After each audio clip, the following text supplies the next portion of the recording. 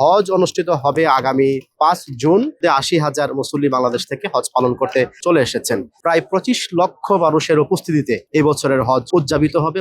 আসসালামু আলাইকুম ওয়া রাহমাতুল্লাহি ওয়া বারাকাতুহু। প্রিয় দর্শক, আমি এই মুহূর্তে দাঁড়িয়ে আছি পবিত্র মক্কাতুল মুকাররমায়, মসজিদে হারামের ঠিক একটু সামনে, যেখান থেকে ক্লক টাওয়ার আমরা দেখতে পাচ্ছি। মূলত একটু পরেই পবিত্র জুমার নামাজ অনুষ্ঠিত হবে। আজকে এখানে জুমার নামাজ পড়বার জন্য সারা বিশ্ব থেকে আগত যে হাজী সাহেবরা রয়েছেন তারা উপস্থিত হয়েছেন, সমবেত হয়েছেন এবং হাজী সাহেবদের পদভারে মুখরিত হয়ে আছে পবিত্র মক্কা নগরী।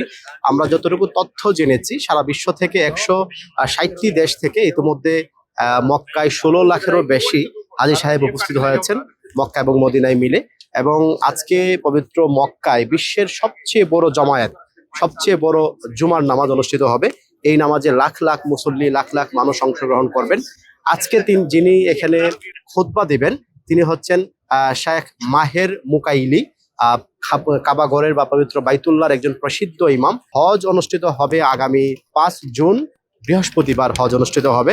প্রত্যেক মুসল্লি তারা বা হজ পালনকারী হজ পালন করার জন্য আরাফার ময়দানে সেদিন অবস্থান করবেন এবং আরাফার ময়দানে এবার হজের খুতবা যিনি দিবেন তার নামও ইতিমধ্যে ঘোষণা হয়েছে। আমরা যতটুকু জানি, শায়েখ সালেহ হুমাইদ তিনি এবছর হজের খুতবা দিবেন। এই মুসল্লিগণ হজের জন্য অপেক্ষা করছেন, মুখিয়ে আছেন এবং আজকের জুমাই হচ্ছে হজের আগে সর্বশেষ জুমা, যার কারণে আজকের জুমার গুরুত্ব একটু বেশি।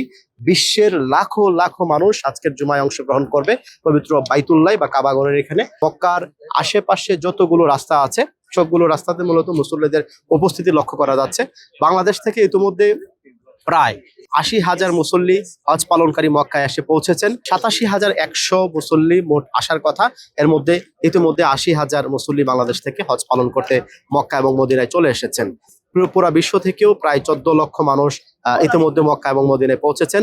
ইনশাল্লাহ আগামী 6 তারিখ বৃহস্পতিবার আরাফার ময়দানে প্রায় 25 লক্ষ মানুষের উপস্থিতিতে এই বছরের হজ উদযাপিত হবে, পালিত হবে এবং এর পরের দিন শুক্রবার পবিত্র ঈদুল আজহা বা কুরবানি অনুষ্ঠিত হয়ে থাকবে। প্রিয় দর্শক, আমরা সময়ের আলোর পক্ষ থেকে আপনাদেরকে হজের পুরো আনুষ্ঠানিকতা, কাভারেজ এবং ভিডিও চিত্র তথ্য উপস্থাপন করবার চেষ্টা করব।